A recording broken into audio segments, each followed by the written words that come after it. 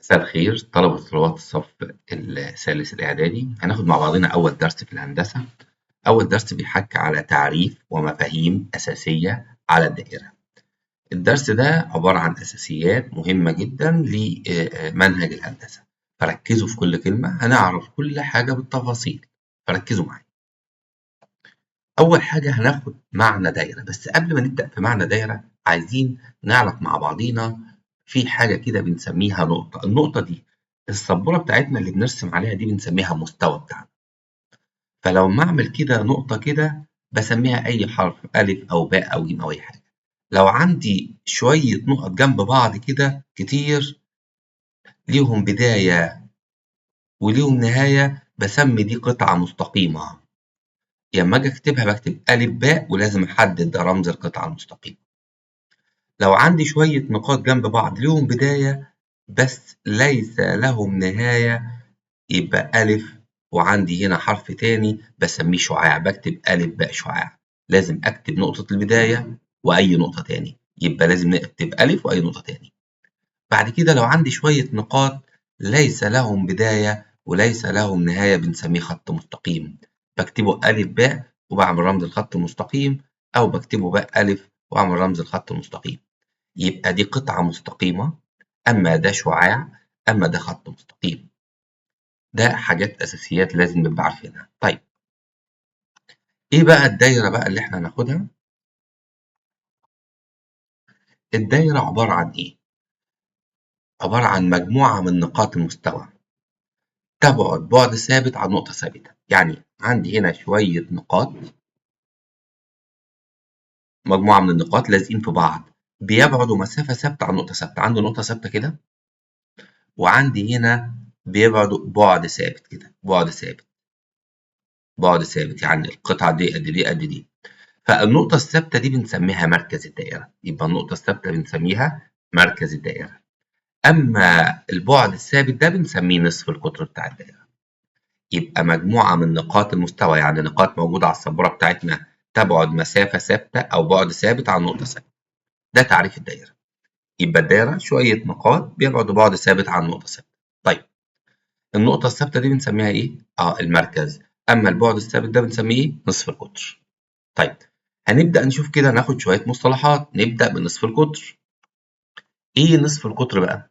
بيقول لي نصف القطر ده عبارة عن قطعة مستقيمة، ده نصف القطر. نصف القطر عبارة عن قطعة مستقيمة بتصل حاجتين، تصل مركز الدايرة بأي نقطة على الدايرة. يعني ميم ألف ده اسمه نق، لو أنا وصلت كده ميم مثلا باء ده اسمه نصف قطر. لو أنا وصلت ميم جيم ده بنسميه نصف قطر. لو وصلت ميم هاء بنسميه نصف قطر.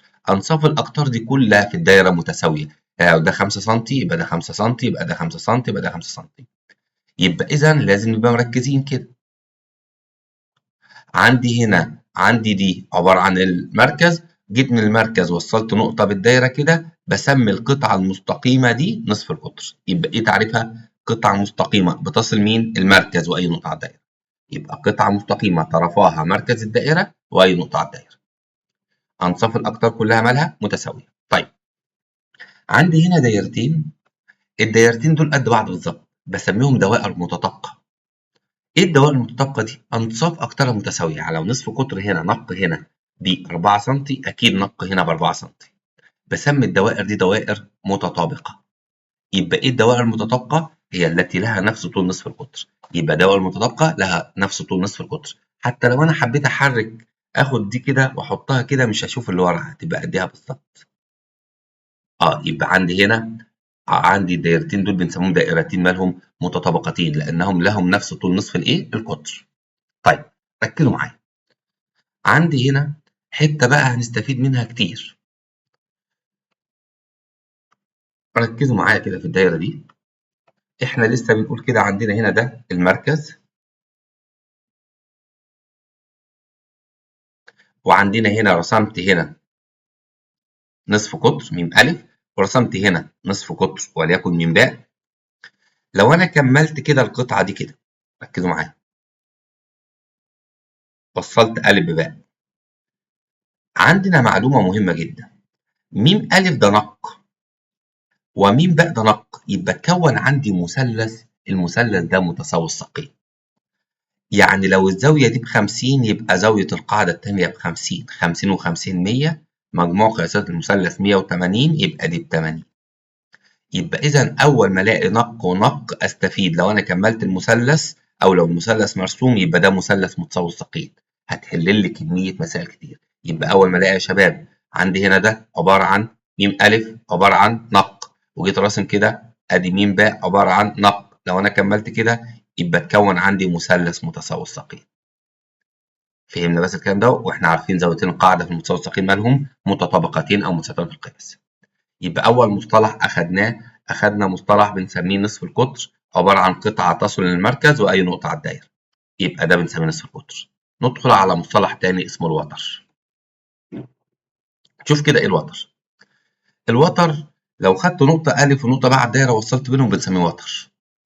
يبقى قطعة مستقيمة بتصل كام نقطة على الدايرة؟ نقطتين. يبقى إذا عندي هنا لو خدت نقطة هنا اسمها أ، ونقطة تانية هنا اسمها ب، وقعدت أوصل بينهم وصلنا أ ب أهو، ده بنسميه وتر. عندنا هنا وصلت نقطتين تاني بنسميه وتر. يبقى إذا الوتر عبارة عن إيه؟ عبارة عن قطعة مستقيمة بتصل أي نقطتين على الدايرة. يبقى قطعة بتصل نقطتين على الدايرة. يبقى قطعة مستقيمة طرفاها كام نقطة على الدايرة؟ 2، بنسميه الوتر. يبقى ده سهل جدا. فخدنا نصف القطر نق، وخدنا حاجة تاني اسمه الوتر. طيب ركزوا معايا. تالت مصطلح هناخد حاجة اسمه القطر. عندي هنا ده عبارة عن المركز بتاع الدايرة. جيت أنا راسم إيه دلوقتي؟ ركزوا معايا. جيت هنا من النقطة دي كده، وجيت راسم وتر كده أهو. أو وصلت نقطة على الدايرة أهو، ونقطة على الدايرة أهو، وصلتهم بعض، فأنا رسمت كده وتر. بس الوتر ده فيه ميزة، عدى على المركز، فبنسمي الألف باء المرة دي بنسميه قطر في الدايرة. يبقى إذا ممكن نعرف القطر هو وتر مر بالمركز، أو بنقول عليه أكبر وتر في الدايرة. إزاي؟ أنا عندي هنا لو أنا عندي كده دايرة، وجيت بديت أرسم كده، أدي عندي هنا رسمت وتر أهو، رسمنا هنا وتر، وجيت راسم هنا وتر كده. ألاحظ أكبر وتر في الدائرة ده اللي هو بيمر بالمركز بنسميه قطر، يبقى ده اسمه قطر. يبقى إذا القطر أقدر أسميه وتر، بس وتر مار بالمركز. وتر مر بالإيه؟ بالمركز. طيب يبقى إذا دلوقتي إيه تعريفه؟ هو وتر مر بالمركز، تمام. أو ممكن نسميه أكبر وتر في الدائرة، أكبر وتر في الدائرة. طيب عندي هنا قطر الدائرة هو أكبر الأوتار طولا في الدائرة. خلاص عرفنا برضو اللفظ ده. عندي هنا القطر ده عبارة عن جزئين، الجزء ده والجزء ده. يعني عندي م أ ده اسمه نصف القطر، وم ب نصف قطر. يعني دلوقتي القطر عبارة عن كام نق؟ 2 نق. يعني لو دي عندي ب5 يبقى دي ب5، يبقى القطر كله بكام؟ ب10 سم. فهمنا بس الكلام دوت؟ طيب يبقى احنا خدنا كام مصطلح لحد دلوقتي؟ 3. ايه ال3 مصطلحات؟ عندنا خدنا أول حاجة نصف القطر، خدنا أول حاجة نصف القطر عبارة عن قطعة تصل المركز بنقطة على الدايرة. خدنا الوتر قطعة تصل أي نقطة على الدايرة. طب لو الوتر ده مر بالمركز بنسميه قطر، أو بنسميه أكبر وتر في الدائرة. طيب هناخد كده محور التماثل. إيه محور التماثل ده؟ محور التماثل ده أي خط مستقيم مر بالمركز بنسميه محور تماثل. يبقى المستقيم المار بمركز الدائرة بنسميه محور تماثل. ركزوا معايا بس عشان نفرق بين حاجتين.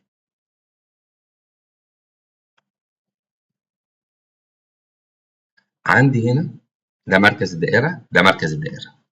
لو جيت كده رسمت قطعة مستقيمة كده، قطعة مستقيمة يعني إيه؟ بدايتها أ ونهايتها باء، مرت بالمركز، أ باء ده بسميه قطر. لكن لو جيت رسمت كده عبارة عن خط مستقيم مر بالمركز،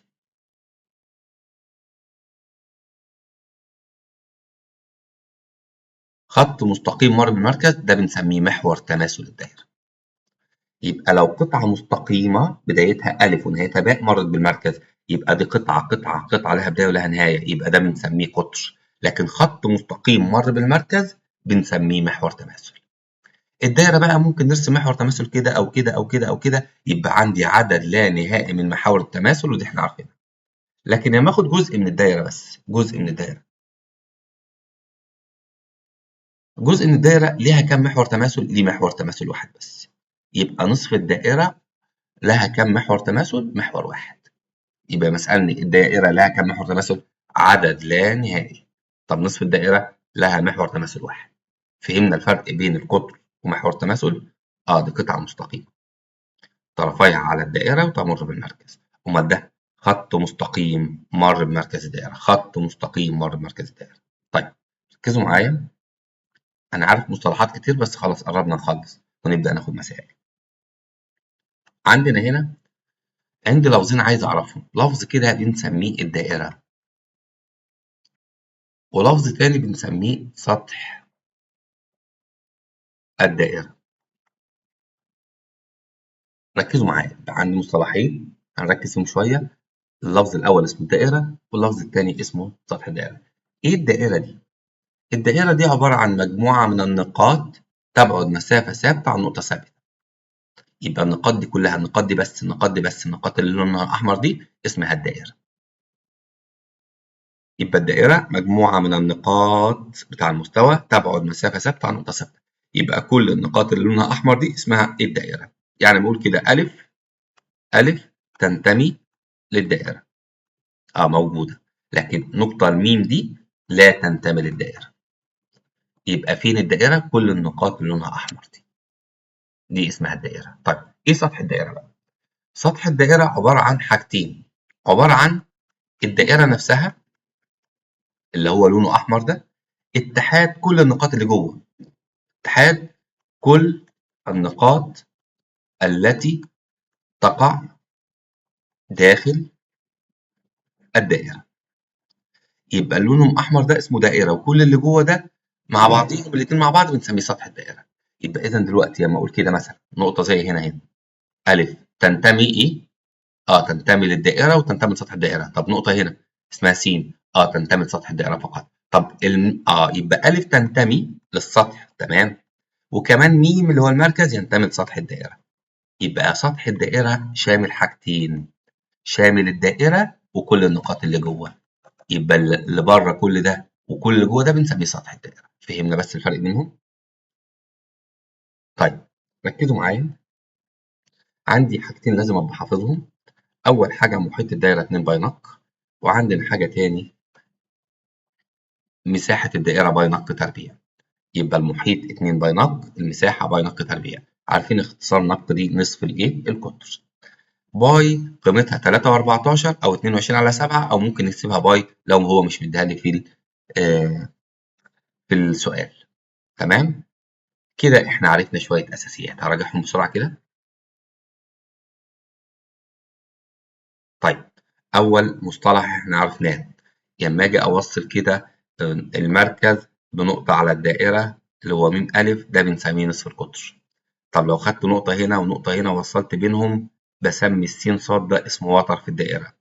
طب لو خدت نقطة هنا على الدائرة وجيت وصلت بنقطة تانية على الدائرة بس مر بالمركز بسمي مثلا الهاء واو ده بنسميه قطر. لو أنا عملت كده خط مستقيم مر بالمركز بنسميه محور تماثل، محور تماثل. مركزين؟ خدنا معلومة هتساعدني كتير.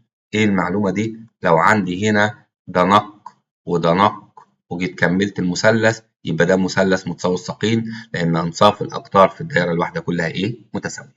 طيب هناخد كام سؤال على الكلمتين اللي احنا قلناهم دول بعد كده نبدأ نكمل. طيب يقول هنا ايه؟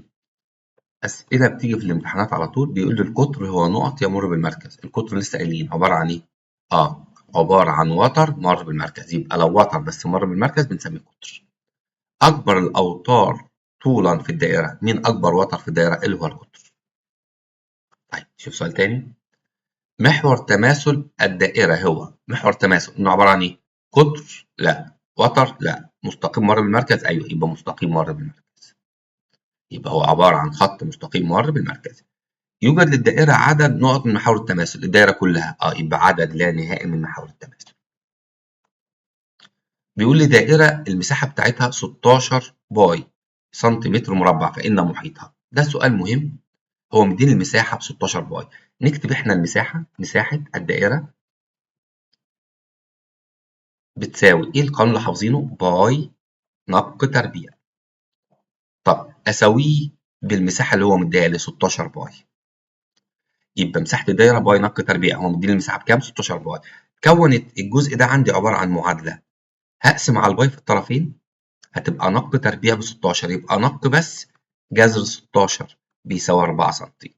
ما خدتش موجب وسالب لأن نق طول ما ينفعش الطول بالسالب.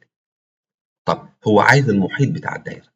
محيط الدايرة 2 باي نق، يعني 2 في باي في نق بكام يا جماعة؟ 4. 2 في 4 يبقى 8 باي. يبقى المحيط 8 باي، يبقى 8 باي. بيقول لي محيط الدائرة التي طول القطر، هو عايز المحيط. مديني يا جماعة القطر ب 6 سم. القطر ب 6 سم يبقى نصف القطر بكام؟ 3. طب المحيط لسه قايلينه 2 باي نق، لازم نحفظ عشان ما ننساش. يبقى 2 في باي في نق بكام؟ 3. يبقى 2 في 3 ب 6 باي. يبقى إذا المحيط 6 باي، يبقى 6. بيقول لي مساحة الدائرة التي طول أكبر وتر فيها. هو أكبر وتر ده مش سميناه القطر؟ يبقى هو مديني القطر كله بكام؟ ب6. يبقى نصف القطر بكام؟ 3. يبقى ما قاليش القطر بس قال لي أكبر وتر، مع أكبر وتر اللي هو القطر، يبقى نق ب3. طب هو عايز المساحة. مساحة الدايرة باي نق تربيع، يبقى باي في 3 أس 2. يبقى باي في 3 في 3 بكام؟ 9. يبقى الإجابة 9 باي سنتيمتر مربع. يبقى 9 باي سنتيمتر مربع. فهمنا حلنا ازاي؟ طيب ركزوا معايا سؤال تاني. السؤال هنا يا جماعة عبارة عن أكمل، فأنا أكمل يبقى أنا عايز الإجابة بس. بيقول لي في كل من الأشكال الآتية اوجد الرمز المستخدم في القياس حيث م مركز الدائرة. هو عايز يجيب س دي اللي هي الزاوية اللي عندي دي. عندي هنا لو نركز كده، م أ عبارة عن نق، م باء عبارة عن نق، يبقى مثلث متساوي. طب لما أجي أكتب له إيه؟ بص بقى، هكتب بما أن نقطتين وتحتهم نقطة، م أ يساوي م باء يساوي نق. بقول له بما أن عندي مثلث متساوي إذا زاوية القاعدة قياس زاوية أ بيساوي قياس زاوية باء بيساوي 40 درجة. أنا عندي مثلث متساوي الساقين، يبقى الزاوية دي تساوي دي. قلت له بما أن ده يساوي ده، م أ يساوي م باء، يبقى قياس أ بيساوي قياس باء بيساوي 40. طيب هقول له بعد كده بما أن مجموع قياسات الزوايا الداخلة للمثلث بكام؟ زوايا المثلث الداخلة 180 درجة. إذا قياس زاوية م بتساوي 180 ناقص أفتح قوس الزاوية دي 40 وجبنا دي ب40، يبقى أقول له 40 زائد 40 يبقى بيساوي 180 ناقص 80 يبقى بيساوي 100 درجة. يبقى جبنا زاوية س أو قيمة س دي بتساوي 100، يبقى الإجابة 100. أنا مش عايز ده، أنا بكتب عشان عايزكم تتعودوا إزاي تعملوا برهان. طيب نفس الكلام ركزوا معايا، عايز أجيب قيمة ص الزاوية دي. طيب أنا عندي الزوايا دي كلها المتجمعة حوالين النقطة بكام؟ 360. طب الزاوية دي ب 220، يبقى زاوية م اللي جوه دي عبارة عن 140. يبقى أول حاجة هقول له كده أهو الحل بتاعنا،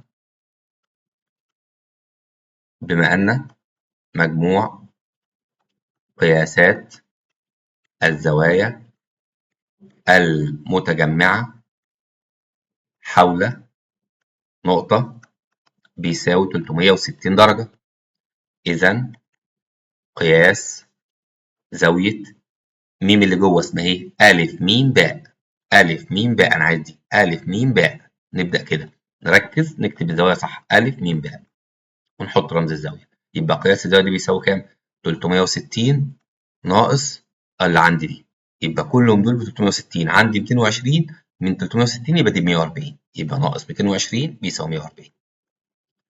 طب دي أول خطوة، جبنا دي ب140. طب مش م أ ده نق؟ وم باء نق؟ يبقى ده مثلث متوسطين، يبقى زاوية أ تساوي زاوية ب. هقول له كده، نكمل كده أهو. بما أن م أ بيساوي م باء بيساوي نق، يعني قلت له ده مثلث متوسطين، إذا قياس زاوية أ تساوي قياس زاوية ب. أنا هقول 180 أشيل منها الرأس اللي هي 140، والناتج اللي يطلع نقسمه على 2، يبقى 40 قسمة 2 يبقى بيساوي 20. يبقى زاوية أ ب20 وزاوية ب ب20. فهمنا بنحل إزاي؟ طب ركزوا معايا.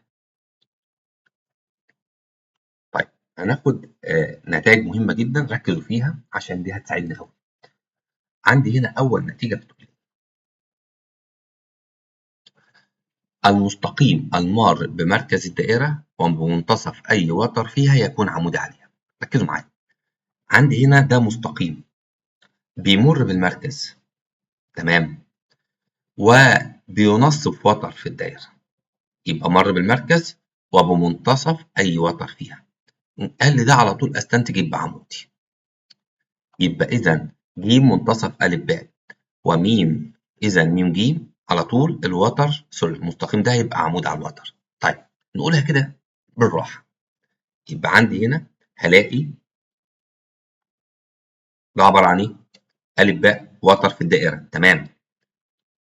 عندي هلاقي كده على طول حاجة جاية من المركز، حاجة جاية من المركز بتعمل إيه للوتر دوت؟ حاجة جاية من المركز بتنصف الوتر، يبقى حاجة مستقيم مر بالمركز بس ينصف الوتر. أول ما ألاقي دي أقول يبقى ده عمودي. يعني أقول له إيه كده وأنا بحل؟ أقول له بما أن الدال دي منتصف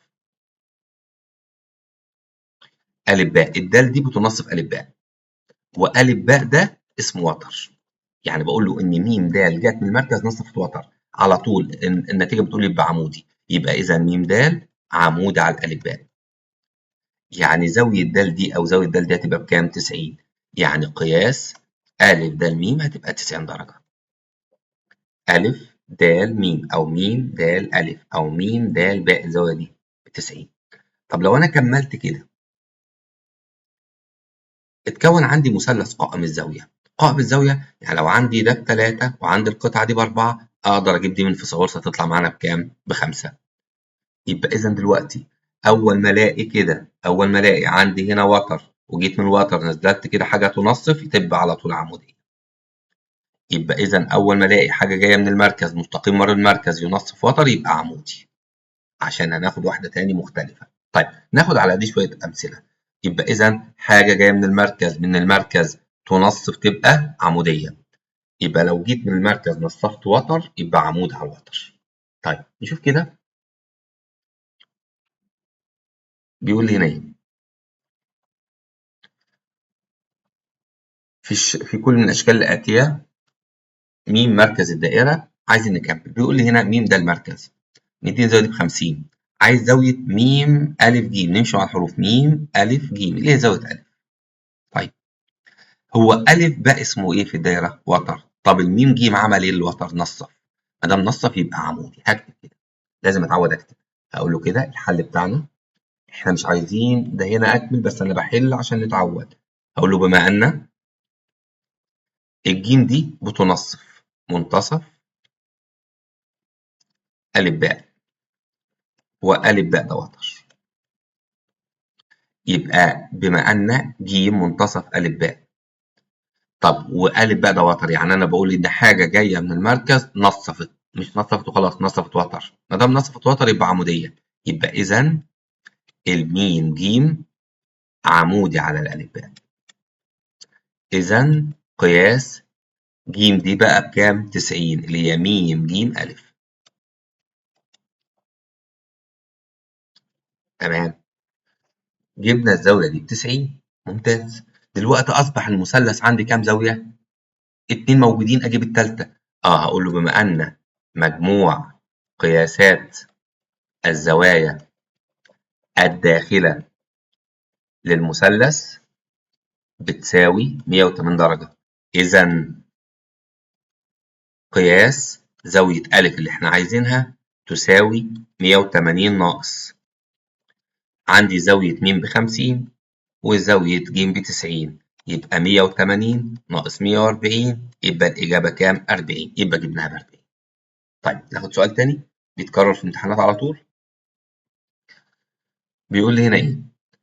عندي م ه ينص في الوتر ده، م د ينص في الوتر ده، عايز زاوية د م ه، د م ه الزاوية دي. طيب عادي. طيب عندي م ه بينصف يبقى عمودي، م د ينصف يبقى عمودي. طيب هنكتب جزء والتاني مش هنكتب، بس نقول بس عشان نعرف نكتب ازاي. هقول له بما ان م ه عمل الوتر ده نصف، يبقى بما ان ه منتصف الوتر أ ج، وأ ج ده عبارة عن وتر، يبقى قلت له م ه ج من المركز نصف وتر، يبقى إذا عمودي، يبقى م ه عمودي على أ ج، يبقى إذا قياس ه بيساوي كام درجة؟ 90. ه دي ب90 أهي، اللي هي أ ه م دي ب90.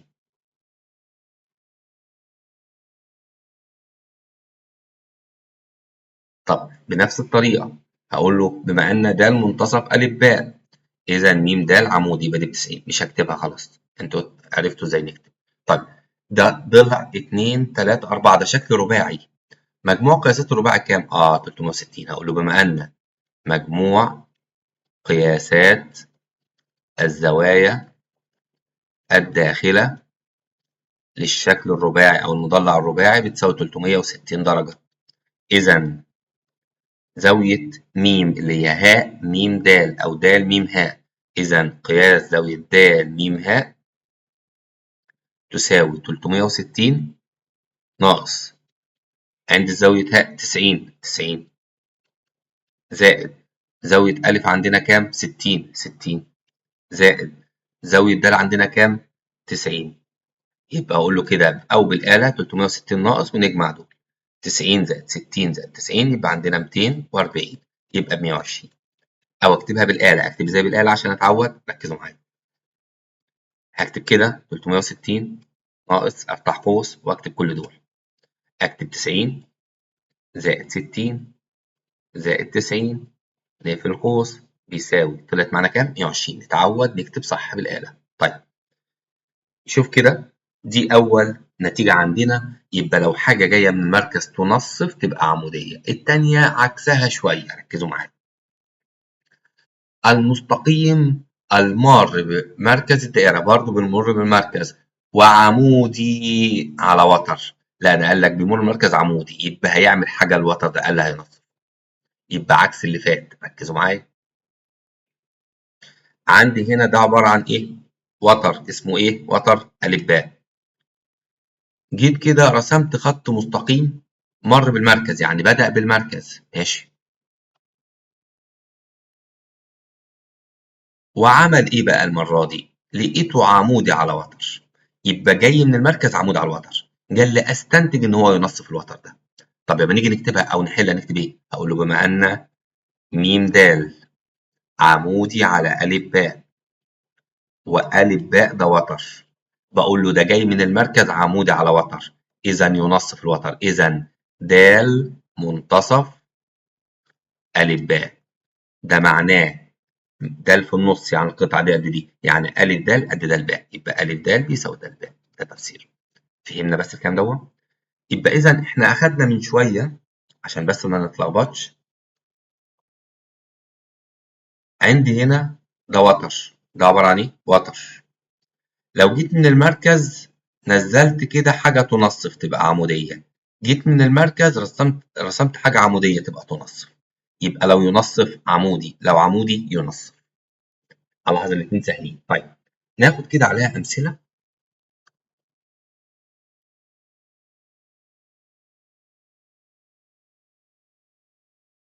ركزوا معايا. بيقول لي هنا إيه؟ في كل من الأشكال الآتية م مركز الدائرة. عندي م ده مركز الدائرة. بيقول لي إذا كان أ ب ب8 فإن م د بكام؟ طيب مديني أ ب ده أ ب الوتر كله ده ب8، هو عايز يجيب الميم د، مديني ميم باء ب5 سم. طيب نمشي جزء جزء. أول حاجة أ ب ده إيه؟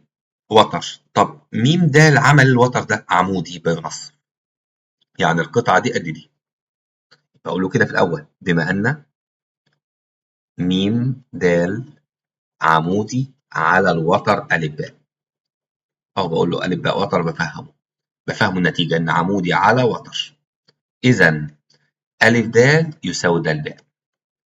ما دام عمودي يبقى ينصف الوتر ده. طب ما هو مديني الوتر كله بكام يا جماعة؟ أ ب بكام؟ 8، يبقى دي 4 ودي 4، يبقى إذا كل قطعة بتساوي 4 سم.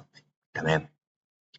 المثلث بتاعنا ده قائم، يبقى أنا هشتغل على المثلث م د ب. مش م د ب ده قائم، القطعة دي ب5 ودي ب4، نعرف نجيب ده من فيثاغورس؟ طيب ده في المثلث وتر وده ضلع القائمة، أجيب ضلع القائمة ده، يبقى أقول له كده م د تربيع. هبدأ أربع الوتر م ب تربيع ناقص د ب تربيع. يبقى إحنا متعودين كده يا جماعة، لما عاوز أجيب، أنا عندي هنا ده 5 وده 4، عايز أجيب ده من فيثاغورس، نربع الوتر ونربع ضلع القائمة ونطرح. يبقى أقول له كده 5 تربيع 25 ناقص 4 تربيع يبقى 16 يبقى 9. يبقى م د عبارة عن جذر ال9، يبقى بيساوي كام سنتي؟ 3 سنتي، يبقى 3 سنتي. فهمنا اتعاملنا إزاي؟ طيب شوف سؤال تاني. ده سؤال سهل برضو، ركزوا معايا. بيقول لي هنا إيه؟ مديني هنا م أ 13 وم ج بس القطعة الصغيرة دي بيساوي 5. عايزين نجيب طول الألف باء وطول الجيم د، الاتنين سهلين. طيب نمشي جزء جزء. هو ألف باء ده وتر، الميم جيم عمل إيه؟ عمودي، يبقى ينصف، يبقى القطعة دي قد دي. هكتب كده أهو بما أن عندي هنا م ج عمودي على ألف باء، م ج عمودي على ألف باء، وألف باء ده اسمه وتر. طب لما يجي عمود على وتر من المركز يبقى يعمل إيه؟ ينصف، يبقى أ ج قد ج باء، أ ج بيساوي ج باء، ودي أول معلومة عندي. طيب هشتغل على المثلث الصغير اللي هو أ م ج، عندي 13 وعندي 5 من فيثاغورس يجيب أ ج، هقول له أ ج تربيع نربع الوتر أ م تربيع ناقص أ ج تربيع. يبقى هنا أ م تربيع 13 تربيع ناقص 5 تربيع، ممكن نعملها بالآلة هتطلع 144، يبقى أ ج جذر ال 144 يبقى بيساوي 12. ركزوا معايا في الحتة اللي جاية دي. احنا جبنا دلوقتي أ ج ده ب 12، يبقى ج باء دي ب 12، يبقى أ باء كله 12 زائد 12 يبقى بيساوي 24، ده أول مطلوب. طيب هو عايز حتة كده سهلة بتتكرر كتير قوي في الامتحانات، عايز طول الجيم د. المطلوب التاني اهو عايز طول ج د. ج د اللي هو الجزء ده بس. هو م أ اسمه ايه في الدايرة؟ نق. طب يا م د ده اسمه ايه؟ نق. أنصاف الأقطار كلها مالها؟ متساوية، يعني م أ يساوي م د، ده 13 يبقى م د كله ده ب 13. منها القطعة دي ب5 يبقى ده ب8، يبقى ده الجيم اللي احنا عايزينها، هقول له 13 اللي هو نق كل ده ب 13 ناقص 5 يبقى بيساوي 8 سم. ده سؤال مهم جدا. فهمناه؟ طيب هناخد نتيجة تاني، آخر نتيجة، وبعد كده هنكمل باقي الحصة نحل بس. طيب هنا بقى بيقول لي إيه؟ لو عندي هنا عبارة عن وتر، خلاص إحنا عرفنا. هناك كنا بنقول إيه؟ مر بالمركز عمودي ينصف، مر بالمركز ينصف عمودي. هنا بقى أقول إيه؟ عندي خط مستقيم عمودي على وتر من منتصفه، يعني عمودي وبيعمل إيه؟ وينصف. قال لي أكيد لو أنت عملت له امتداد، لو أنت جيت مديته كده، مديت المستقيم ده،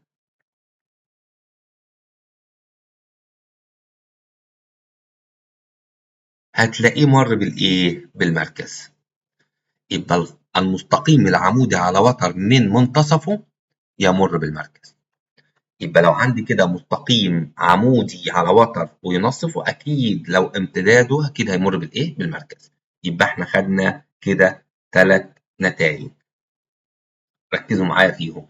لو عندي هنا وتر وجيت من المركز نزلت عمود يبقى ينصف. جيت هنا من المركز رسمت حاجة تنصف تبقى عمودية. لو جيت رسمت كده عمودي وينصف يبقى لما مده يمر بالمركز. يبقى جاي من المركز عمودي ينصف، جاي من المركز ينصف عمودي. طب عمودي وينصف وتر يبقى مر بالمركز. دول الثلاث نتائج بتوع الدرس الأول، دول اللي احنا بنشتغل عليهم باقي الأسئلة. فركزوا معايا كده عشان الأسئلة الباقية مهمة جدا.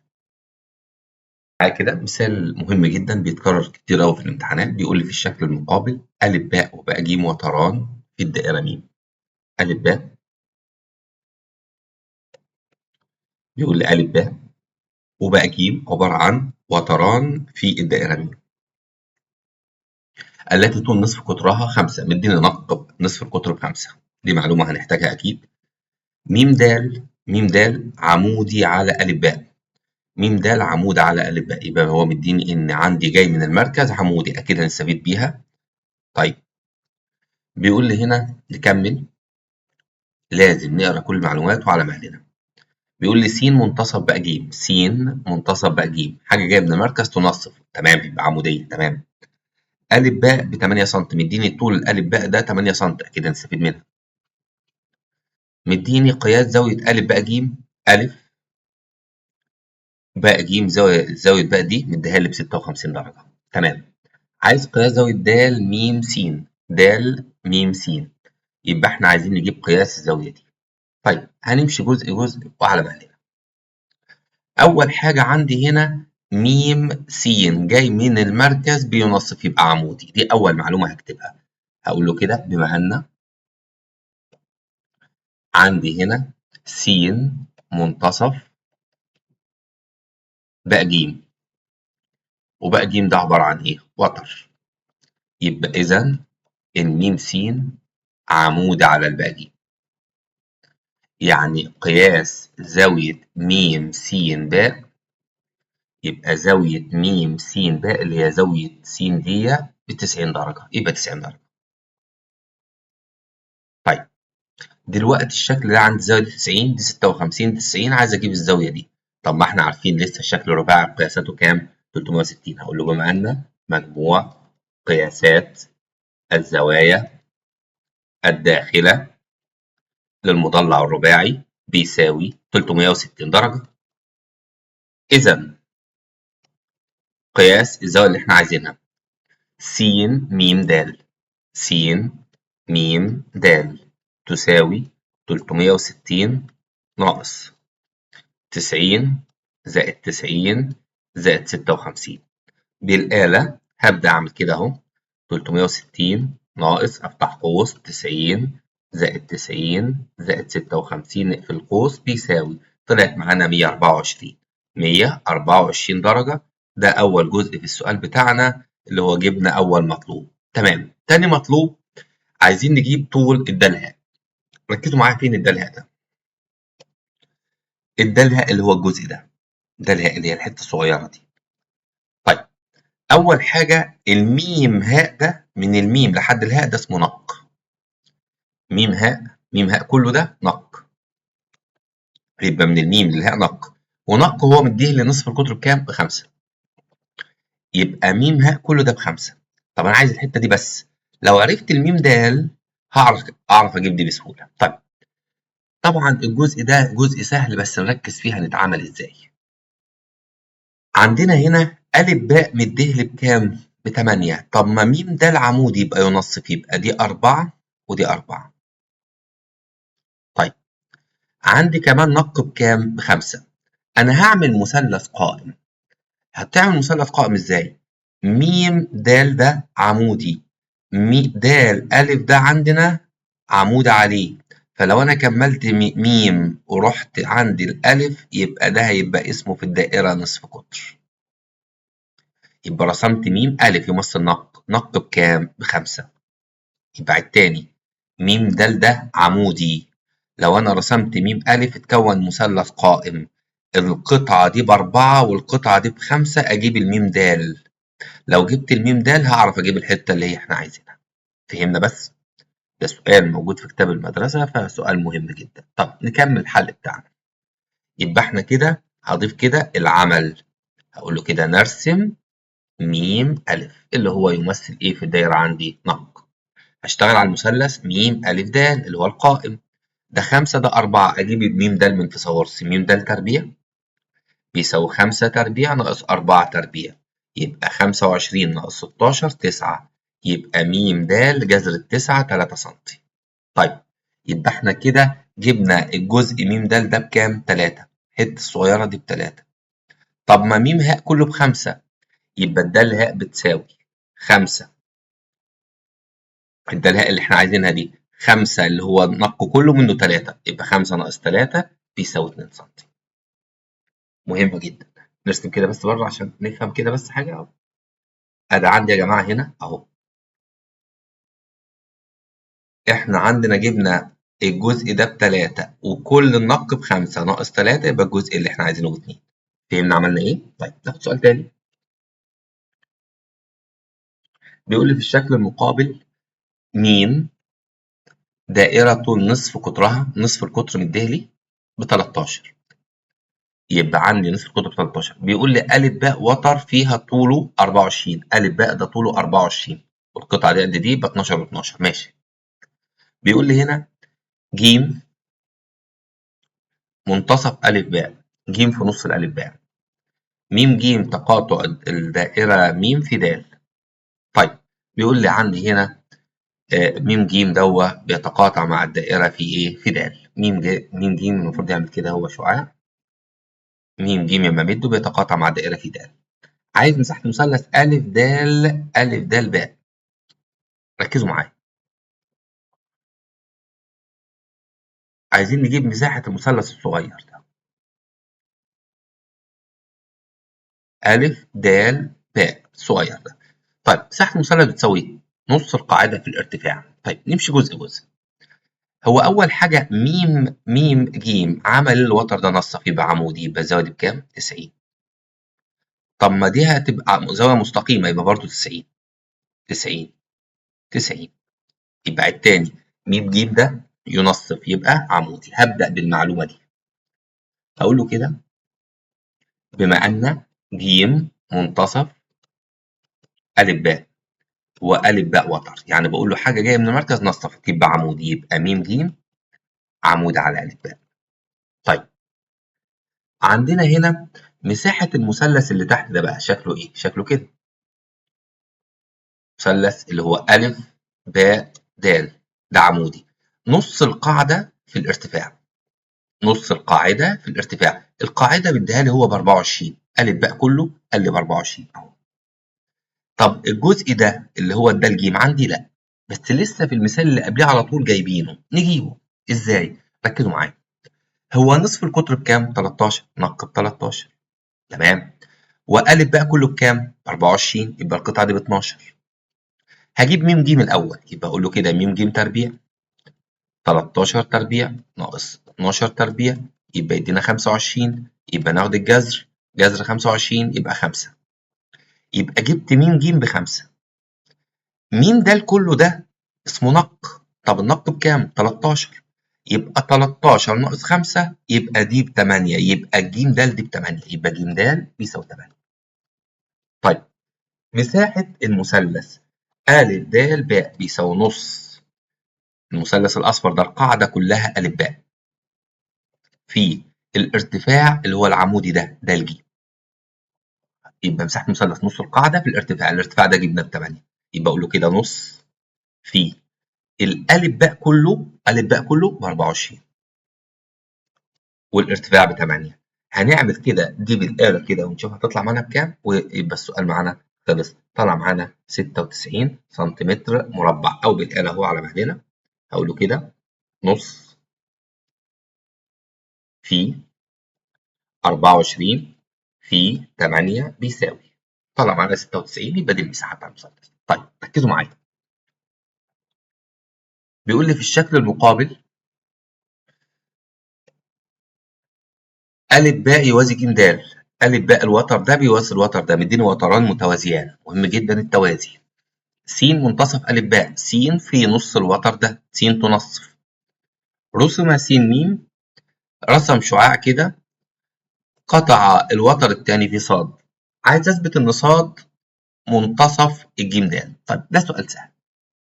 اول حاجه هو امتى الصاد تنصف وتر؟ لو كانت الميم صاد عموديه، يبقى لو دي ب90 يبقى ينصف. ما احنا خدنا جاي من المركز عمودي يبقى ينصف.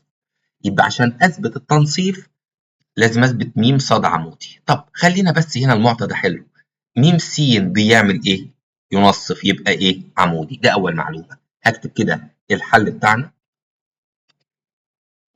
هقول له كده بما ان س منتصف الوتر ألف باء، يبقى س في النص.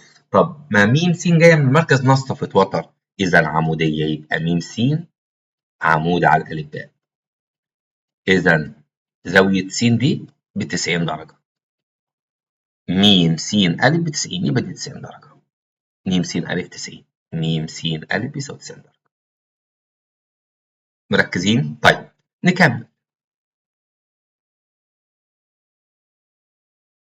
عندنا هنا في توازي يا جماعه. انا عندي ده يوازي ده، يوازوا بعض، وفي قاطع هنا.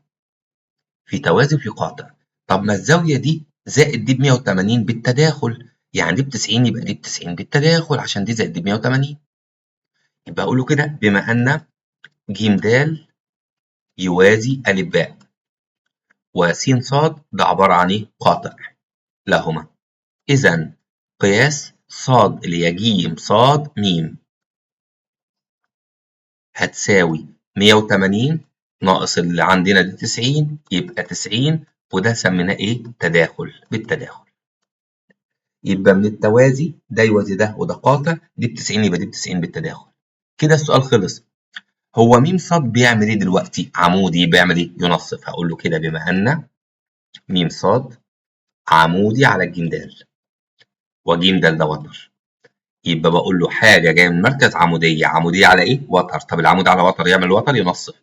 اذا ص منتصف الوتر بتاعنا اللي هو ج د، وده اللي احنا عايزينه. فهمنا بس الكلام دوت؟ طيب شوف سؤال تاني.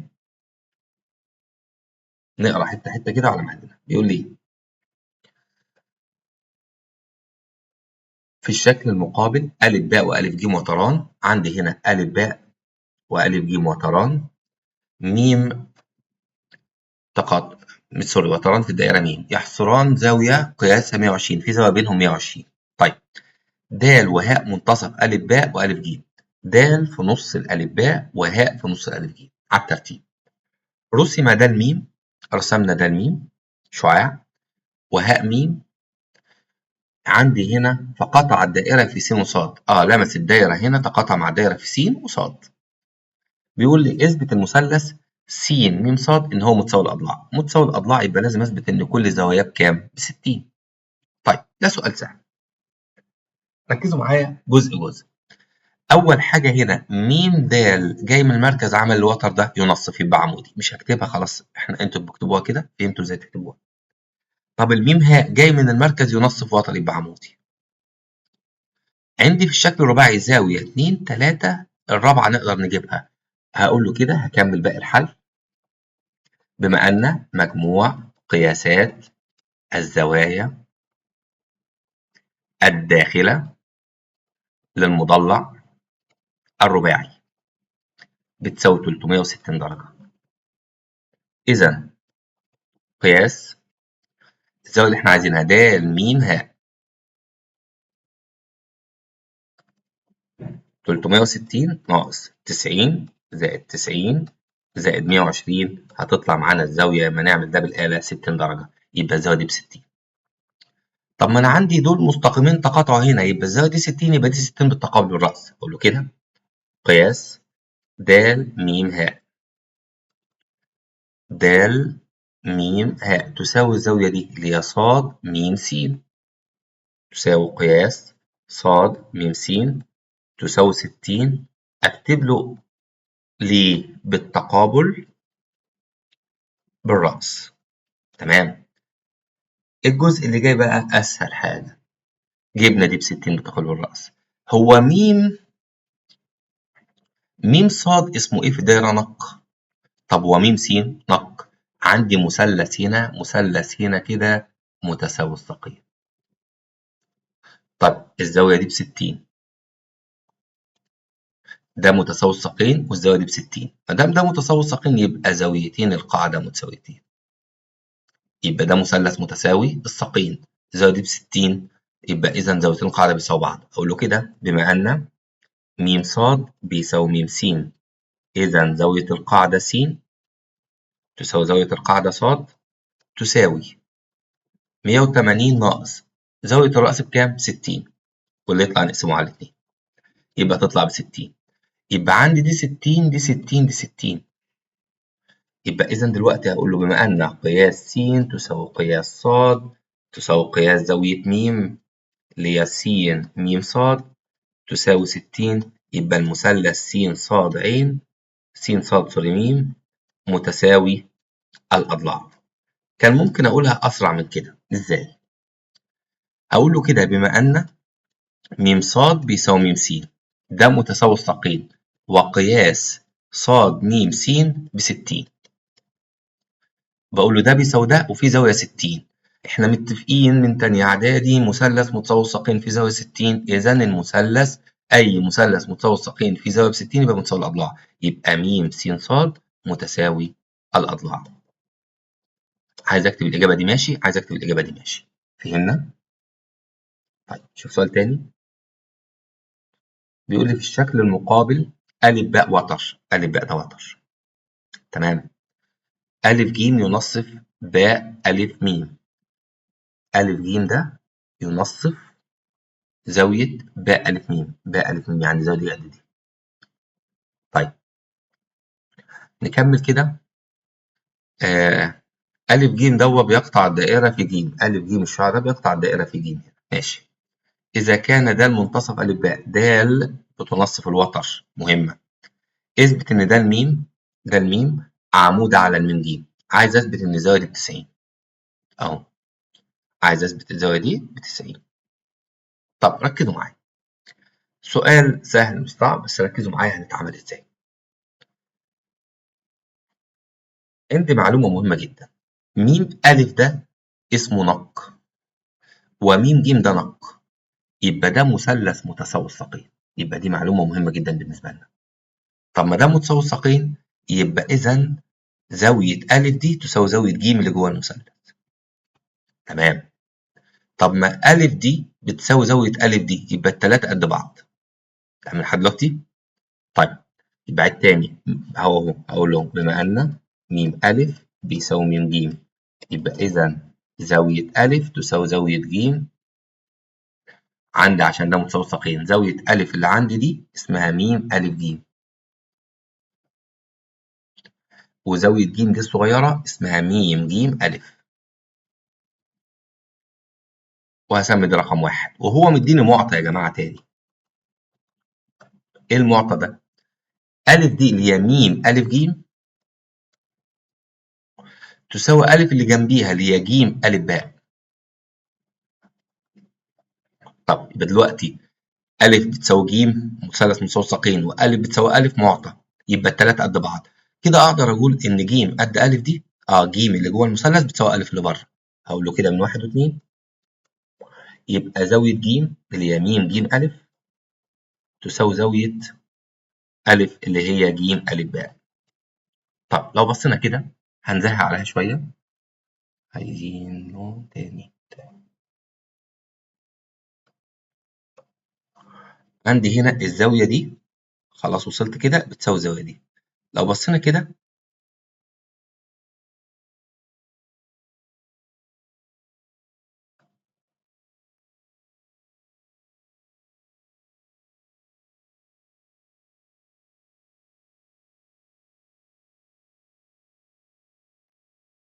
الزاوية دي بتساوي الزاوية دي، وعاملين حرف عندي هنا زد أهو بالشكل كده، يعني في زاوية دي بتساوي الزاوية دي، وهما في وضع تبادل، شكل التبادل. ما دام بيساووا بعض يبقى أكيد ده يوازي ده.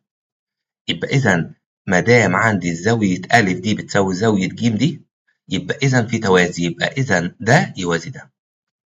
يبقى هقول له كده أهو الزاويتين بيساووا بعض وفي شكل تبادل اللي هو متبادلتان. إذا اكتب له هنا إذا الميم ج يوازي أ ب. ميم ج يوازي أ ب. تمام. نكمل بقى. هو الميم د بتعمل ايه؟ تنصف. ما دام تنصف يبقى ايه؟ عموديه، يبقى دي ب 90. اقول له كده بما ان عندي د منتصف أ ب، وأ ب ده وتر. تمام. ما دام م د نصف تبقى عموديه، اذا م د عموديه على الأ ب، يبقى زاويه د دي اللي هي م د ب ب 90. م د ب ب 90. كويس. طب ما انا عندي يا استاذ ده يوازي ده، مش اثبتنا التوازي؟ وده حرفي عندي يو. اقول له بما ان أ ب يوازي م ج، وكمان ده الميم قاطع. أ ب يوازي م ج، وده الميم قاطع، يبقى عندي حرف يو اهو، ده يوازي ده وهنا في قاطع. دي ب 90، يبقى دي زائد دي ب 108، يبقى دي ب 90 اهو. هكمل اهو. اذا قياس د م ج، د م ج هتساوي 90 درجة بالتداخل اللي هو حرف اليو. طب ما دام الزاوية دي طلعت ب 90، يبقى إذا القطعة دي والقطعة دي مالهم متعامدين، يبقى إذا م د عمودة على الميم ج اللي هو إحنا عايزينه. مش صعبة بس لازم نحل كتير. طيب ركزوا معايا كده، نبدأ نحل كده حاجات اختيارات بسرعة. بيقول لي عايز مساحة الدائرة التي طول قطرها 14. القطر 14 يبقى نق بس ب7. المساحة باي نق تربيع. باي في 7 تربيع 49، يبقى 49 باي، يبقى 49 باي. بيقول لي في الشكل المقابل ج د. ج د المستقيم ده تقاطع مين؟ سطح الدائرة. يبقى بيتقاطع في النقطة دي والنقطة دي، كل اللي جوه ده، يبقى بيتقاطع في القطعة المستقيمة ج د. في القطعة المستقيمة ج د. عدد محاور تماثل لأي دايرة. قلنا أي دايرة عدد لا نهائي. دائرة محيطها 6 باي، محيطها 6، فإن طول قطرها. طب ركزوا معايا، المحيط اللي هو 2 باي نق بيساوي 6 باي. نقسم على 2 باي دي ضاعت، يبقى نق بيساوي باي مع باي، 6 على 2 3. نصف القطر ب3، يبقى القطر كله بكام؟ ب6. هو عايز القطر. طيب محيط الدائرة التي طول نصف قطرها نق. محيط الدائرة ايه القانون بتاعه؟ 2 باي نق لسه قايلين. دائرة أكبر وتر فيها 12، أكبر وتر اللي هو القطر ب 12، يبقى نصف القطر بكام يا جماعة؟ ب6. عايز محيطها 2 باي نق. 2 في باي، نق بكام؟ ب6. 2 في 6 ب 12 باي، ندور على 12 باي. إذا كان محيط الدايرة، نشوف كده، محيط الدايرة 2 باي نق، يدينا المحيط 18 باي. عايز أجيب طول نصف القطر، ماشي، نقسم على ال 2 باي، دي هتضيع، يبقى نق بيساوي 18 على 2 9 باي مع باي، يبقى نصف القطر بيساوي كام؟ 9. عدد محاور تماثل نصف الدايرة، قلنا نصف الدايرة كام؟ 1. مساحة سطح الدائرة. مساحة الدائرة قلنا إيه؟ باي نق تربيع. نحفظهم، أمال هنعيد ونزيدهم عشان ما ننساهمش. إذا كان م دائرة طول نصف قطرها 7، مديني نصف القطر بتاع الدايرة 7. عايز المحيط، يبقى 2 باي نق. المحيط 2 في باي في 7، يبقى 14 باي. أنا أمال أعيد وأزيد عشان أحفظ قانون المحيط وأحفظ قانون المساحة، يبقى 14 باي. هنا نحل دول كده بسرعة من غير خطوات. عايز أجيب س. م أ نق وم ب نق متساوي الساقين، دي 50 يبقى دي 50، 50 و50 100، من 180 يبقى س ب 80. الزاوية ده عندي ب 240، طب ما كل دول 360 يبقى دي 120. طب م أ وم ب نق يبقى ده متساوي الساقين، يبقى دي بتساوي دي، 180 منها 120 يبقى 60، يبقى الزاويتين دول ب 60، طب ما قد بعض، يبقى دي 30 ودي 30. طيب شوف كده، عايزين نجيب هنا السين بكام والصاد بكام. ركزوا معايا، عندنا الزاوية دي بكام؟ 27، يبقى التانية دي بكام؟ 27. 27 و27 يبقى 54. طيب يبقى هبدأ أقول له كده 180 ناقص 54، أجيب الزاوية دي أهو بالآلة أهو. 180 ناقص 54 بيساوي طلعت 126 يبقى د دي 126. الزاوية دي مستقيمة، المستقيمة بكام؟ 180. 180 ناقص 126 يبقى دي 54. فهمنا جبنا س ازاي؟ يبقى س ب 54. طيب نكمل كده. م د نق وميم ه نق يبقى ده متساوي الساقين، دي 54 يبقى دي 54. 54 و54 يبقى عبارة عن 108. 108 ناقص 180 يبقى زاوية ص بكام؟ ب 72 اهو بالآلة اهو. 180 ناقص 108 بيساوي 72 يبقى الصاد ب 72 يبقى 72. شوف كده عندي هنا م ج ينصف يبقى عمودي، دي ب40 ودي ب90 مجموع قياسات مثلث 180 يبقى دي ب50.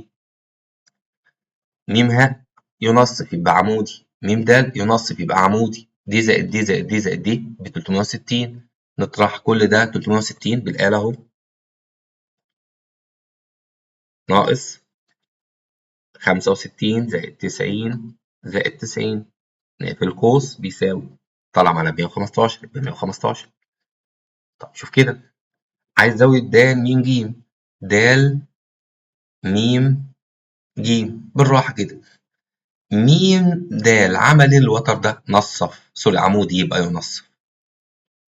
طب ما م ب نق وم ج نق، واحنا كنا واخدين قاعدة حلوة جدا سنة أولى إعدادي كنا بنقول إيه؟ تنصف وتنصف، يبقى القطعة دي تعمل للضلع التالت توازيه. الميم منتصف القطر والدال منتصف الوتر، يبقى القطعة دي نصفت ونصفت يبقى تعمل ايه للضلع توازيه. طب دي ب40 يبقى زاوية م دي ب40 بالتناظر ما دام في توازي. عايز اجيب الميم دال، القطعة دي تنصف وتنصف يبقى توازي ده وتساوي نصه، ده ب8 يبقى القطعة دي ب4. كنا بنقول القطعة دي توازي ده وتساوي نصه، لو دي ب10 يبقى دي ب5. طب دي ب8 يبقى القطعة دي بكام؟ 4. طيب ركزوا معايا. فاضل 4 أشكال كده مهمين جدا، بس برضو مش هنحلهم، هسيبهم واجب. أول شكل أهو، ده هنحله في الواجب كده. واجب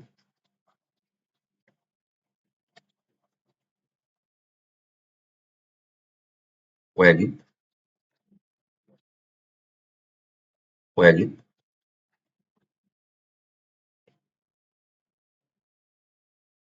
واجب. أتمنى نكون استفدنا وشكرا.